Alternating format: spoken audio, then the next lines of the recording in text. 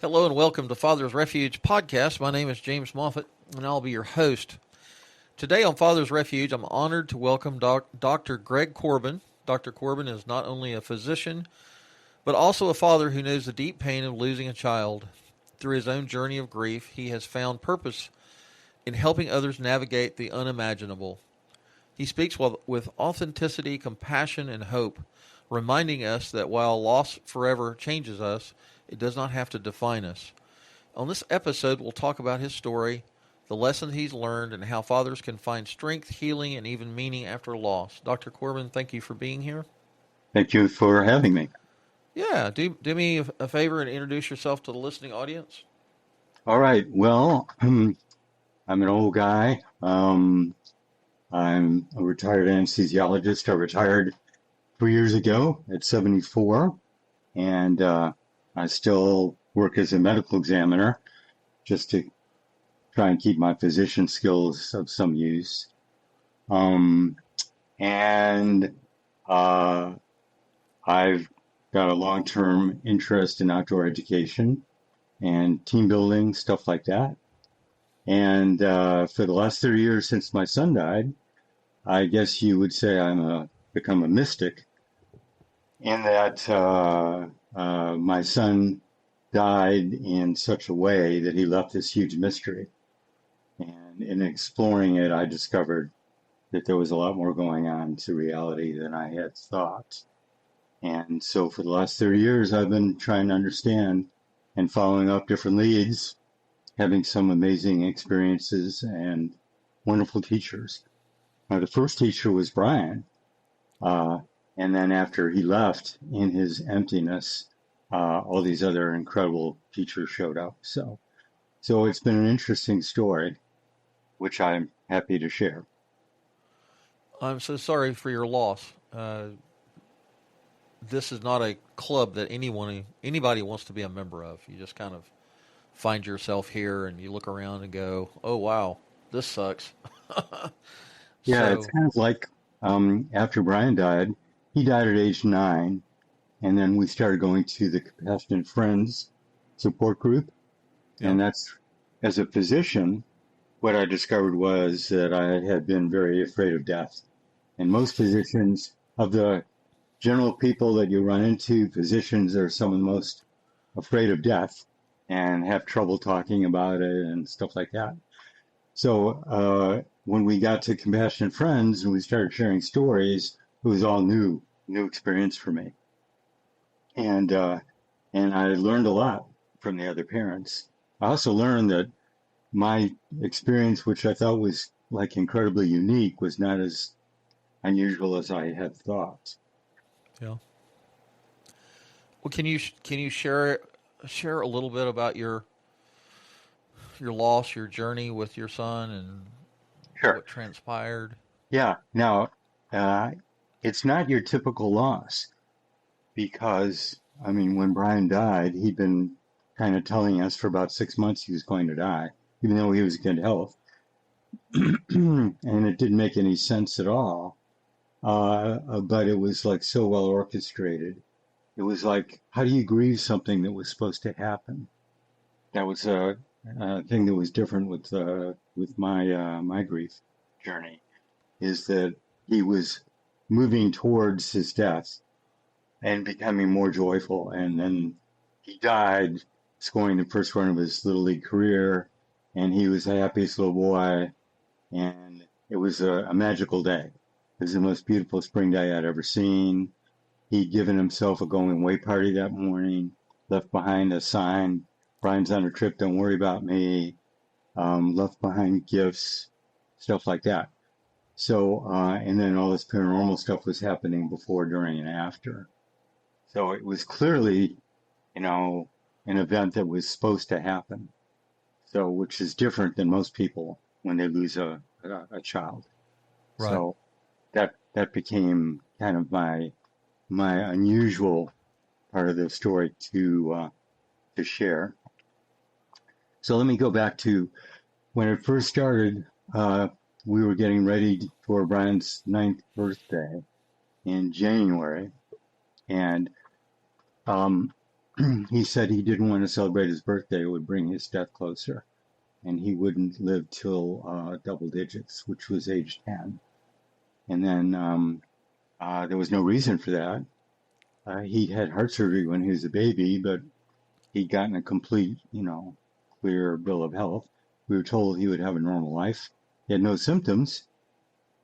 And actually, the odds of him dying suddenly were pretty much the same as a normal kid. So there was nothing rational to what he was telling us. Then he got very depressed and was afraid to sleep.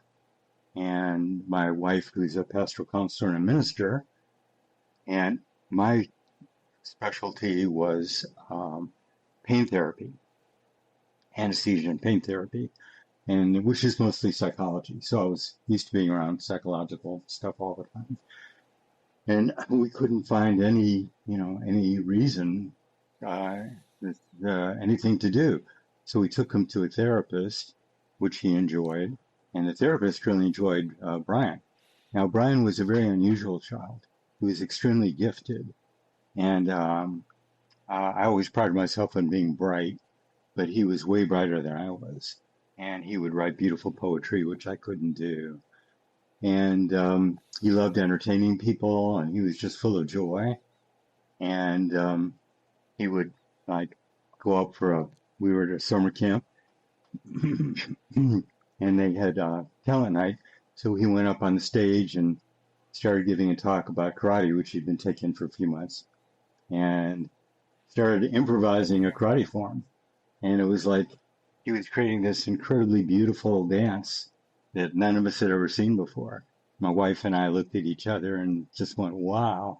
And all the kids gave a standing ovation and started shouting, Brian, Brian, Brian. So that was like when he was 8. So he was like an unusual kid, a real gifted kid. So then after a few months, as the days got longer, he started coming out of his depression. And then about 6 weeks before he died, he said it was time for his party, but he did not want it to be a birthday party. It was going to be a happy spring party, with 3 friends and no gifts. So we scheduled a party, and meanwhile, lots of other things were happening. So about the time he told us he was going to die, the most recent picture we had of him, which was a soccer picture, began to fade. And then he had a younger sister, Lynn, who was in the first wave of autistic kids. But she was like, she's very sweet and loving. So we were very fortunate, on the autistic spectrum. She's a really sweet kid. They started drawing pictures of butterflies everywhere and, all that kind of stuff. That was a recurring theme. And then as we got closer to when he died, he started tying up all his loose ends. He would made sure that he died the day before Mother's Day. So he made sure that that we got a Mother's Day present for Catherine. And he made sure that even though Father's Day was a month away, he made sure my wife got my Father's Day present, which is right here. So, world's greatest dad. Oh, check it out. Yeah. Nice. So, and he wrote to his grandparents all the stuff that he was supposed to do. He tied up all of his loose ends. And so then all this other stuff, strange things happened too. So the universe was orchestrating this in a way I had never seen. And of course, I couldn't understand it at all, but I could feel something was going on. And then for the few weeks before he died, he started talking about taking a trip, and he'd jump into a cardboard box and say, "Okay, I'm mailing myself up to Australia or Wisconsin." And then 2 days before he died, my wife was coming down the driveway, and Brian was pulling his little wagon with his teddy bears and his camping gear. And he said it was time for him to go on his trip. And Catherine said, "You can't go on your trip. You got your party coming up." So they sat down for a while, and he'd always been afraid to camp out by himself. So my wife said, "Okay, we'll pitch the tent, and that'll be your trip for tonight." And then the next day would be his party. So we pitched the tent, and he camped out with our dog Sasha, who she was an amazing dog, and I could tell you a lot of stories about her. But she was probably the bravest creature I'd ever seen, and I think that she was helping give Brian her courage that night. So the next day he came into the house so proud of himself for spending the night out. We got ready for his friends. It was the most beautiful spring day I'd ever seen. His friends came, they had the party, and then he went to his room for a couple hours, get ready to go to his baseball game. And in that time, he wrote his goodbye note, sign that he put on the door, "Brian's on a trip, don't worry about me." And if you go to the book website, beyondreason.info, I've got a picture of that. And at Compassionate Friends, we found out a similar story from a little girl named Stephanie, and she drew a picture right before she died too. Huh. And that's up there too. So I'll be glad to talk about that in a minute. So he wrote his sign. He wrote some letters to some people, and I was taking him to his baseball game, and he said, "Okay, you need to stop by the post box so I can put these letters in." And I said, "Brian, they don't have stamps on them. They won't get there." He says, "You don't understand. They will get there." So we put the stamps in the mailbox, went to his Little League baseball game. And he had always been afraid of the ball. This is his second game. Littlest kid on the team. This wasn't his thing. I thought it'd be good for him. So, as we went to the baseball game, he was so enthusiastic, and he said he wanted to score a run more than anything. Got to the field, and he was a different kid. He lost all of his fear. He was chasing after the ground balls, having the best time. Then it was time for the game to start. His first at bat, he came up, he got walked, and the next little boy hit a triple. Brian ran around the bases, scored his first run. We were all standing and cheering. He was getting high fives from all of his teammates. He went into the dugout and collapsed. So now I'm an anesthesiologist. That's what we do. We invented resuscitation, just like we invented ICUs. So I thought he should have an arrhythmia. We should be able to get him back. And then the rescue squad was right across the street. They showed up in about a minute. And so I said to myself, we should be able to get him back. But something, when I looked down on him, I knew he wasn't coming back. And took him to the emergency room, kind of said goodbye. And the first of two paranormal experiences that day happened when I came back to the baseball field picnic area to pick up my car. And so I was outside, and even in my grief and pain and shock, I could tell it's the most beautiful day I'd ever seen. And there was baseball games going on, picnics, people playing music, the smell of barbecue, and honeysuckle was in the air, which is very unusual for that time of year. And I reached up to wipe a tear from my eye, and the sour smell of the vomit from Brian. When you shock people, they usually vomit. They don't show that in the movies. Okay, right. So the smell of that combined with the sweet honeysuckle, and then all of a sudden everything got the colors got brighter than I'd ever seen. The colors got clearer, and I was at peace. And I knew that Brian had finished his work here, and that if I could bring him back, it would be for me, not for him, and that the only unfinished work here was mine. So then went home. All these people showed up and tried to condole, give us their concern. And then it was time for me to tuck Lynn, my daughter, into bed. And so I went down and I tried to explain that Brian had died. And I wasn't very religious, and I was really not used to talking about this stuff. So it was a stretch for me. And I said, Lenny, Brian, he died, and he won't be coming back to us. He's up in heaven now. And she said, he take airplane? And I said, no, when you die, you leave your body like a butterfly leaves its cocoon. And then you can fly without an airplane. And she go, oh, I said, and she looked up and she got this wonderful smile on her face. And she started, just smiling and looking at the ceiling, and she was focused on something. She could see something.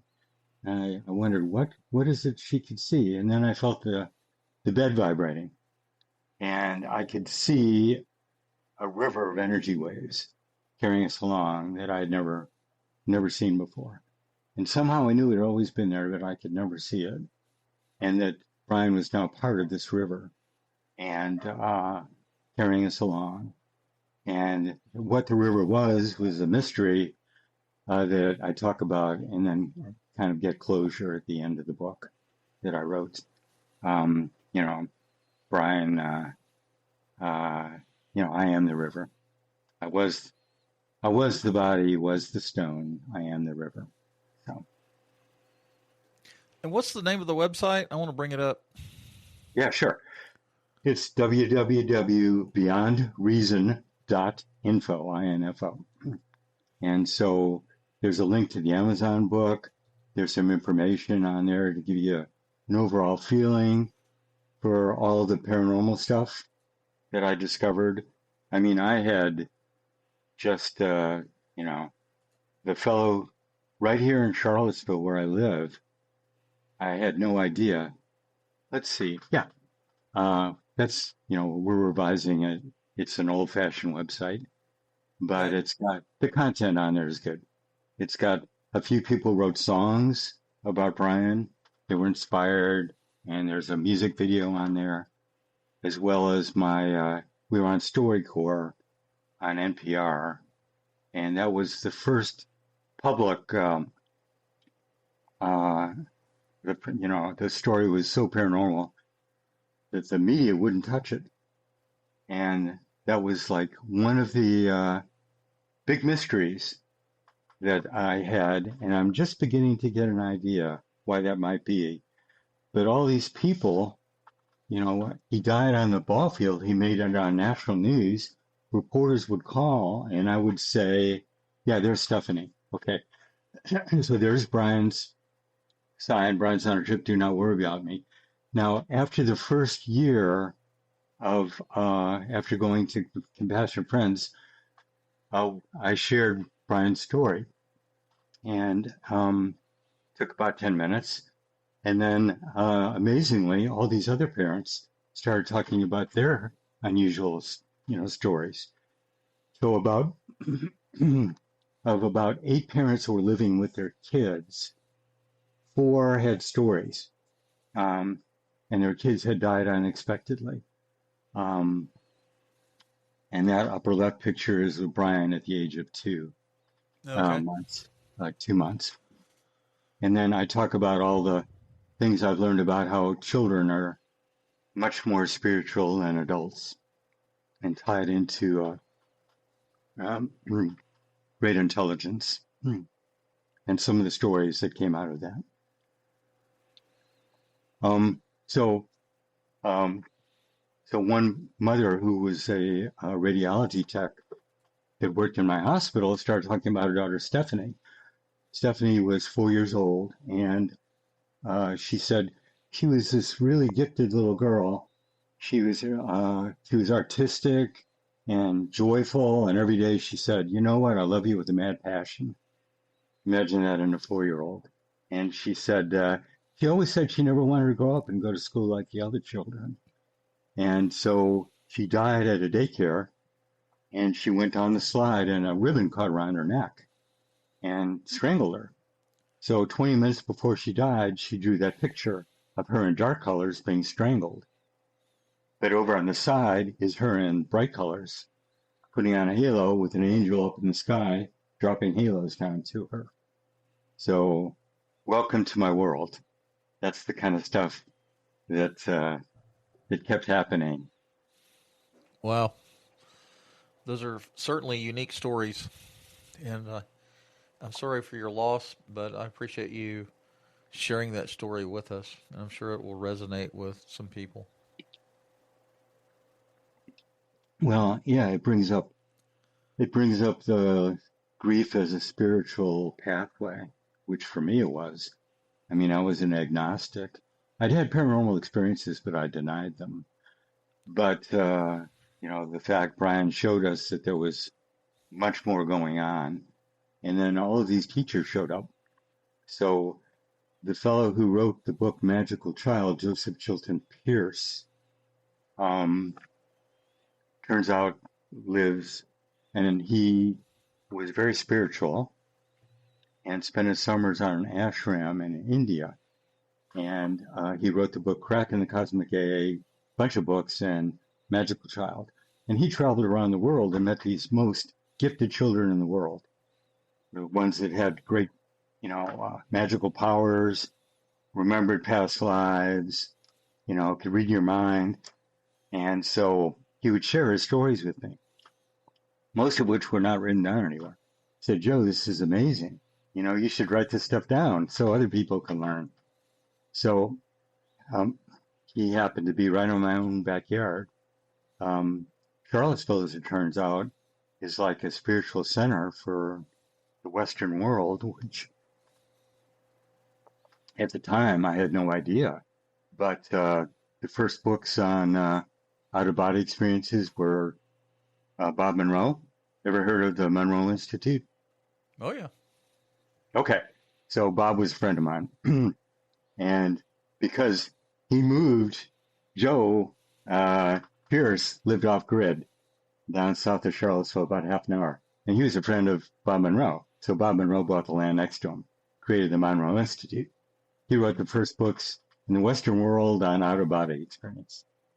Then there's the first books, Western world, Europe, the Americas, Australia, New Zealand. In this entire area, the first books were Reincarnation, Ian Stevenson, Charlottesville, the evidence for that.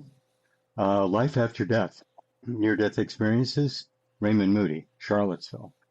Remote viewing, familiar with the term? Mm. Okay, so you've heard of clairvoyance. Well, the military, Sure.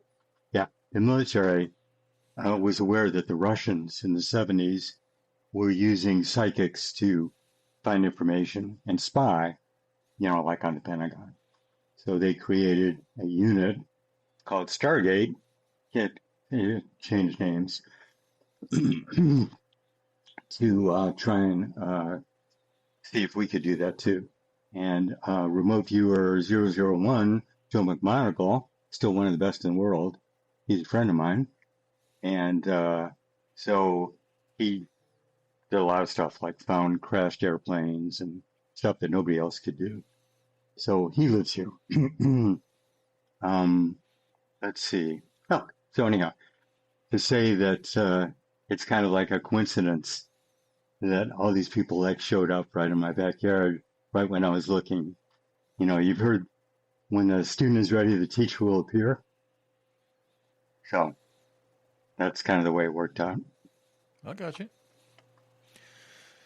So, we're talking to a listening audience of parents, especially fathers, who have lost children to cancer or are already or still on the treatment journey, right? Hmm. And so there's there's hope for healing here on the side of heaven. So, what would you say to those fathers? Well, I learned a lot about the grieving journey. There's the dreams that help guide when I was talking to the other parents and also my own experiences. There were like three dreams that help guide our grief. And the first were the pain dreams. And that happened like right after he died. When he first died, and I tried to resuscitate him, I shut all my emotions down. But when I had the pain dreams, I would go back and I would feel everything completely intensely, and my helplessness and all the pain. And so what I've come to learn is pain is really essential for healing. You know, you focus on that, and that points you in the right direction. And of course, love is the other thing. Pain reveals, and then love heals. Second kind of dream was the I'm okay dream. And that usually came, most people got that. And that was usually after a few months. And my wife had that the first Christmas. So it was about 6 months after he died. And we were sad because it was first Christmas without him. So we went up to the Hershey Hotel, halfway between my in-laws and where we live in Charlottesville. They were up in New Jersey. And we stayed in 3 different rooms, my daughter, me and my wife, and then my in-laws. And at 2:00 in the morning, all 3 of them had the same dream. So Brian came to them, and they all described him dressed the same way. He was a little bit older.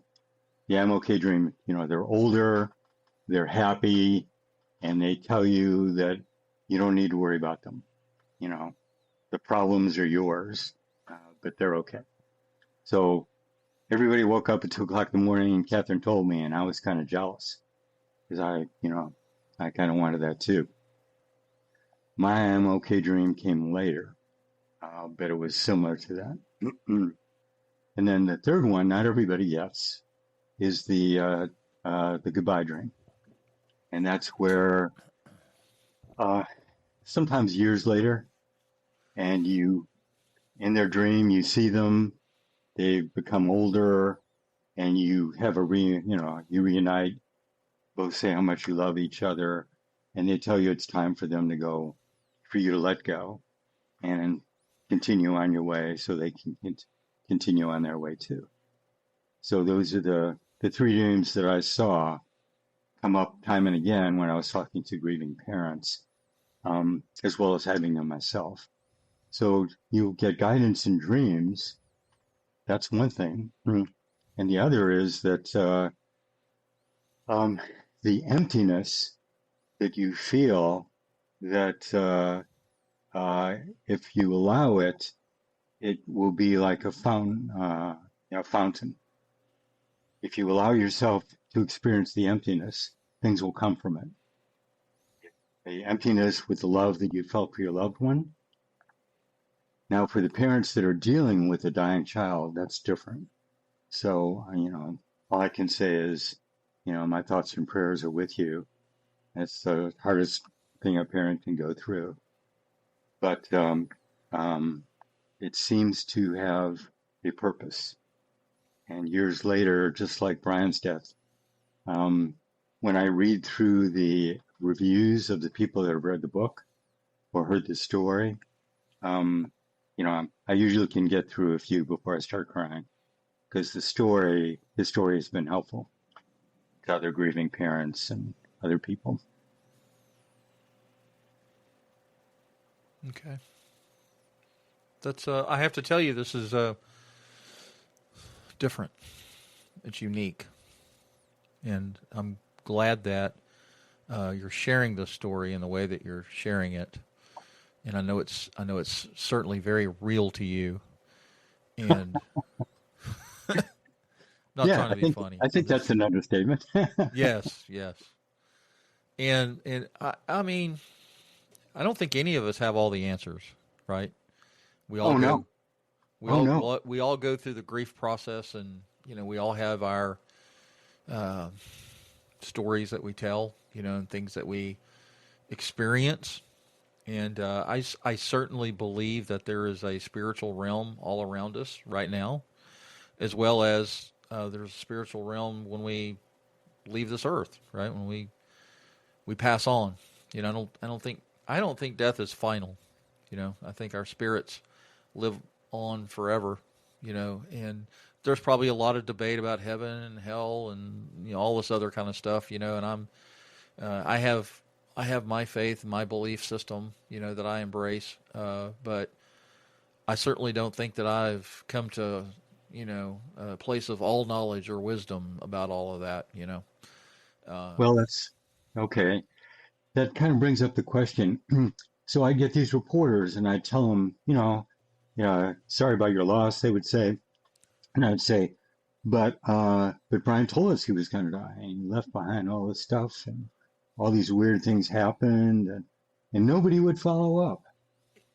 Nobody, you know? And some national news would actually change the story. Um, Brian dying of heart disease, wanted to score a run more than anything. Lift got off his deathbed and went to the baseball diamond, and staggered around the bases and collapsed, scoring the first run of his little league career. They changed the story. Nobody Right. would tell the true story. So James, why? I I don't know. I think perhaps we all have our own preconceived notion of what happens in the afterlife, right? Does that make sense? And uh, I personally haven't experienced that, but that doesn't mean that it's not real, and it doesn't mean that it didn't happen to you, because obviously it did. And I think that that is special. This special thing. Those are events that are special in your life, in the life of your family, that um, are there for a reason, right? Oh, sure. Yeah. Well, you know, um, in order to be here, you know, people are, all these scientists are saying we live in a simulation. When you get into things like string theory and you get into the formulas, it really does look like it's a simulation with error checking, like, when you create a video game. Or you could say, go back to Shakespeare, all the world's a stage. Okay. But in order to do that, you have to have limited awareness to create a story. You have to have a person who's limited at the beginning, limited awareness. You have to have uh, something that needs healing. You got the three acts. You have to have time, arrow of time, and to create a stage, you have to have a bubble of limited awareness. And stories like Brian really threaten that. It's Right. when you hear that story, most people um, can't can't integrate it into their understanding, their belief system. Let's talk a little bit about. You said you're an anesthesiologist, right? Right. So you, being in the medical field, being a medical professional, being a doctor, I'm sure that you have experienced life and death, right? You've seen both sides of the spectrum. I mean, I guess people come to you alive, right? And hopefully, when they come out of anesthesia, you know, um, they're still alive, right? That's the goal of That's the having goal. having operations. All that, you put them to sleep. The surgeons do their work their Okay. magic or So whatever. let me tell you a little unknown fact. Okay, so a routine anesthetic, when I give you the drugs to put you asleep, it stops your breathing. It's the same drugs they use for, when they do a lethal injection. The only difference is that we resuscitate you. So every anesthetic, you take somebody to the brink of death. But we're so good at resuscitating people. Like in my 30 years of private practice, I never lost anybody. I'm the only anesthesiologist I know that can say that. It's not the anesthesiologist's fault, but usually the average anesthesiologist has a death, perioperative death, about every 2 to 3 years. So I've been very lucky. So yeah, so that's it. That's why we're so good at resuscitation, is because that's what we do day in and day Right. out. I did not realize that you stopped breathing. Yes, right. Well, That's why is we're that so good at why? breathing for you. Now I'm going to show my ignorance here. I've watched too much TV. So is that why? Is there a breathing tube that's inserted, and is there a machine that actually keeps breathing? Yeah, yeah. Okay, So to put you to sleep, you'll stop breathing for a little while, and I can ventilate you. And then once I get you to the proper state, you can breathe on your own, but I'll have an airway in. got you. Okay, all right. I had, Oh you no. can watch you can watch all these movies and all these TV shows, and like I used to be in law enforcement, and I was actually an EMT at much younger years of my life, and you watch TV like when they show like when somebody has a heart attack and they die, and they have the scene with the machine that shows the Yeah. the flat EKG. line. EKG. Yeah. There's no such thing as a flat line. That line's going all over the place, right? Usually. Yeah. Yeah, and I'll see law enforcement stuff on TV, and I'll be like, oh, that's bullshit. That is not even close to reality. And I'm sure you've seen Oh, shows or movies or scenes where well, they you're like, glorify emergency rooms, right, ER. Okay. But anything that's too much for the ER, they go right up, it's too much to handle. They come right to the operating room. So when right, they show these shows ER, they're doing stuff that they never do down there. That's right. always stuff that we would do in the OR. So, yeah, Like Chicago MD and all those Chicago shows, right. Yeah. Chicago Police, Chicago Fire, Chicago MD, or whatever the medical one was. I forget, but Yeah. yeah, you see them doing all sorts of stuff in the ER, and I had my wife Katie, she had a brain tumor. It wasn't malignant, but she lost hearing in one of her ears.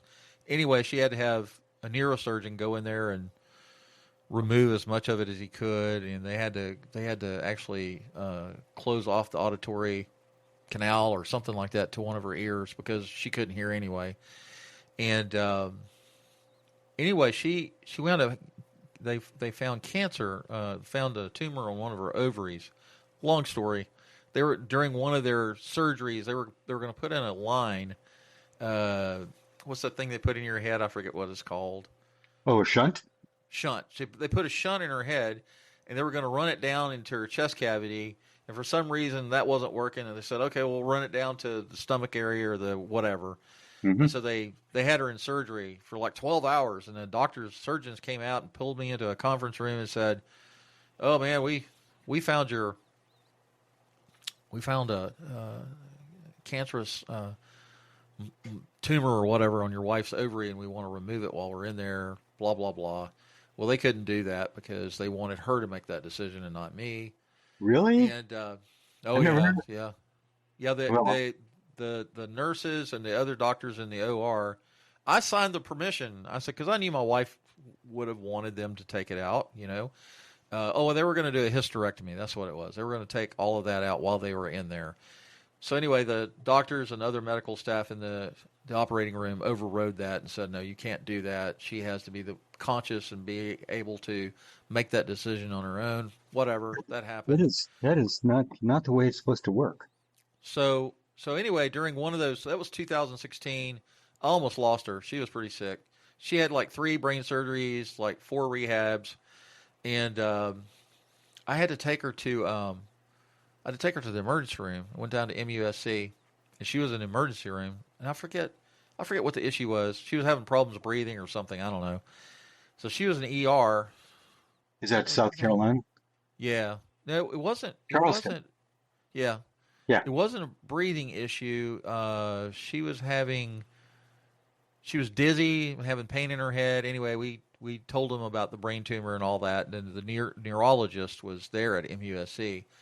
And so they rushed her into the emergency room and started working on her. And I noticed there was a clock on the wall, a timer. And I asked one of the nurses that was in the room, in the ER room where she was at. I said, "What? I said, what's the deal with the timer?" And she was like, "You really don't know you don't really want to know what that timer's all about, you know." And I guess at some point the treatment team turns that timer on, and at the end of the time, whatever that might be, 10, 20, 30 minutes, I don't know. I guess they quit working on you, you know, when all is lost. And I was like, "Whoa, yeah, let's not turn that." Let's not turn that timer on. Let's get her fixed and get her back on the road, you know. And they didn't have to. They got her up to a regular room and she was fine. And but anyway, yeah, all that medical stuff and the reality of life and death is just breathtaking, you know, when you're in the It middle of it. is. Yeah, it is. It's more than we can understand and control. So I'm glad things worked out so well. Yes, me too. She's cancer free and she's a special education teacher and she still has a little Bell's palsy, you know, on one side of her Mhm. face and she can't feel the outside of her face is Mhm. sometimes. But anyhow, so what else do you want to talk about? What else do you want to? What else would you like to share with the listening audience? I apologize for taking us down that rabbit hole. No, no, that was good. I appreciated your sharing that. Um, so uh, the idea that we are so limited in our awareness, um, but there's an infinite intelligence that's running the universe, and uh, on my website, that page 4, Magical Child talks about that. Things like now, after being around magical children and having had a wonderful teacher like Joe Pierce, I talk about how children have shown this great intelligence. It's there, but I'm a beekeeper. You can see from my uh, beekeeping outfits in the back of Oh my. yeah, I was wondering about that. Yeah, it either looks like I'm a fencer or I'm a beekeeper. Yeah, So yeah, that's what I was thinking. Some kind of athletic something or another because you said yeah, you were really into so athletics or the outdoors or whatever. yeah, so since I've been aware of this stuff, um, I, my eyes are much more open to that sort of stuff in a regular reality. So, just as an example of the intelligence that's out in the universe that we are, just like Brian's story, that would, the media would not tell it. StoryCorps would, and it was like a real stretch for them. And thank goodness they did. They were also the only people to vet the story. Now, in law enforcement about security clearances. Oh yeah, Okay, so I make an unusual claim, then you would expect that there would be 100 things that you would check out about my story. It was so unusual, right? Nobody would check it out. Finally, StoryCorps did, but nowhere near what I would have done, or if you're going for top secret clearance, you got there talking to your neighbors. Has he ever lied? Has he ever cheated on his sure. wife? All that stuff like that. So the stuff I would have done to the degree to vet my story, uh, his picture started fading. I ordered a new picture 5 months before he died. Okay, that would be good to know. To go to the store, f-stop photo, but now they're closed. Stuff like that. So it was my frustration. So many things. His therapist he could talk to, the dozens of people that knew that we were dealing with that stuff like that. A lot of them are dead now, that kind of stuff. So the evidence I couldn't present as well as I wanted to. But when you look around, like, okay, so your average honeybee goes out and will hit 150 flowers on each trip and bring the pollen and looking for the nectar and bring pollen back to the hive. All right. Now, in information theory and computer science, the hardest problem is the traveling salesman problem, the hardest one to solve. And you need a team full of math geniuses and supercomputers to figure out the most efficient way to go to all those flowers. And usually they'll give a graduate student 30 flowers or 30 places. But, right, so a honeybee with a brain the size of a grain of sand will outperform a team of math geniuses using supercomputers. All right, so they had to adopt bee behavior in their algorithms to be able to match the bee. Right. Okay, that's the intelligence that this bee is operating with, way beyond what you and I can do. All right, the flowers in the field want to have the most number of trips with the least amount of nectar. It's hard to make nectar. So what they do is they randomly move the nectar around the flowers, not just among the flowers in a plant, but the whole field. The whole field is connected by an internet of fungal hyphae, and they all work together mathematically to maximize the number of bee trips with the least amount of nectar.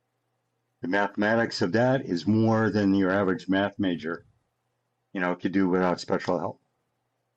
Okay? Wow. I mean, the plants don't have a brain.